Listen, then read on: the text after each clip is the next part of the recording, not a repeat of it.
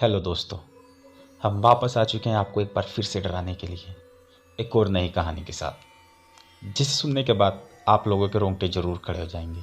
तो दोस्तों, कहानी को एंजॉय कीजिए और ध्यान से सुनिए और हमारे इस चैनल को सब्सक्राइब करिए और हमें भी आगे बढ़ने का मौका दीजिए। तो कहानी को अब शुरू करते हैं। सब लोग ये जानते हैं कि दिवाली की रात जगमगाती रोशनी और लाइट का त्यौहार है, पर जो ज़्यादातर लोग नहीं जानते हैं कि वह दिवाली की रात अमावस्या की रात भी होती है। और हर अमावस्या की रात काली शक्तियाँ सबसे ज़्यादा ताकतवर हो जाती हैं। लेकिन 19 साल का सुमित इस बात से अनजान था। वह अपने दोस्त विजय के साथ दिवाली की रात सड़क पर घूम रहा था। तभी विजय की नज़र मंदिर के पीछे एक सुनसान से घर के पीछे गई। वहाँ एक सुंदर सी लड़की लाल साड़ी पहने दिए जला रही थी। विजय सुमित को लेकर उस घर के पास चला गया।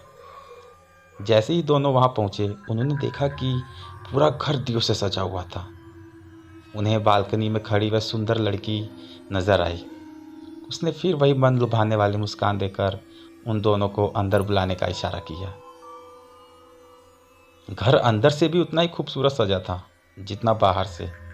मेज पर खाने के लिए अलग अलग चीजें रखी हुई थी। सुमित मेज से एक लड्डू उठाकर खाने लगा, पर उसके हाथ से वह गलती से नीचे गिर गया।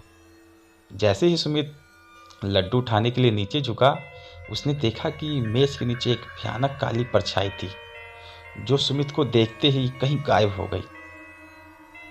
सुमित जैसे ही विजय को यह बताने के लिए ऊपर उठा, तो उसने देखा कि विजय सीढ़ियों से ऊपर खींचा चला जा रहा था। सुमित बेहद घबराने लगा। फिर अचानक घर में पायल की आवाज़ें आने लगी, जैसे कोई लड़की एक कमरे से दूसरे कमरे में जा रही हो। सुमित उस आवाज़ के पीछे पीछे सीढ़ी के ऊपर चला गया, लेकिन ऊपर जाते ही उसे कमरे के अंदर पंखे से लटकी हुई एक लाश दिखी। सुमित उस लाश का चेहरा देखकर बुरी तरह से कांपने लगा, क्योंकि वो किसी और की नहीं बल्कि उसके दोस्त विजय की लाश थी। सुमित डरते डरते पीछे मुड़ा तो उसने ठीक सामने वही सुंदर लड़की देखी और उसे देखकर वह मुस्कुरा रही थी। पर इस बार सुमित को वह मुस्कान मन लुभाने वाली नहीं बल्कि बेहद डराने वाली थी। अचानक घर की सारी लाइट्स बंद हो गईं। वह घर धीरे धीरे एक खंडर में बदल गया। वह लड़की अब भी सुमित को देखकर मुस्कुरा रही थी। अचानक लाल साड़ी पहनी हुई उस लड़की के बाल सफ़ेद और लंबे होने लगे और आंखें एकदम लाल हो गई। चेहरा एकदम से डरावना सा हो गया था। सुमित उसे देखकर एकदम सुन्न पड़ गया। वह लड़की हाथ में चाकू लिए सुमित की तरफ बढ़ रही थी। सुमित ने किसी तरह अपना होश संभाला और बिना कुछ सोचे सीधा घर भागा, लेकिन वह लड़की अभी भी सुमित के पीछे पीछे आ रही थी।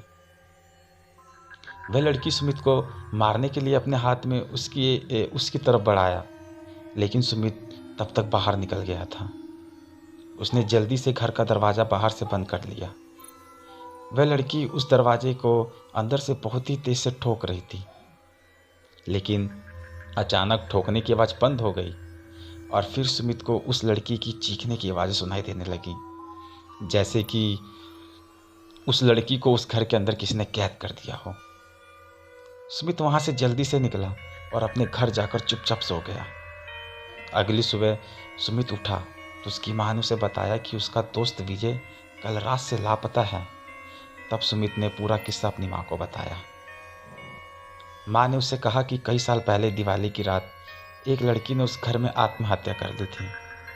तब से उसकी आत्मा उसी घर में भटकती रहती है।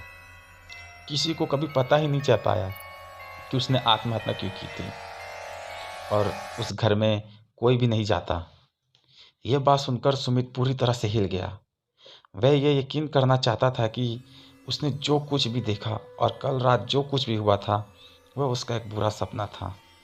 उस रात के बाद उसका दोस्त विजय कभी वापस नहीं आया और सुमित को आज भी दिवाली की वह खौफनाक रात और उस लड़की की भयानक भयानक चीख सुनाई देती है।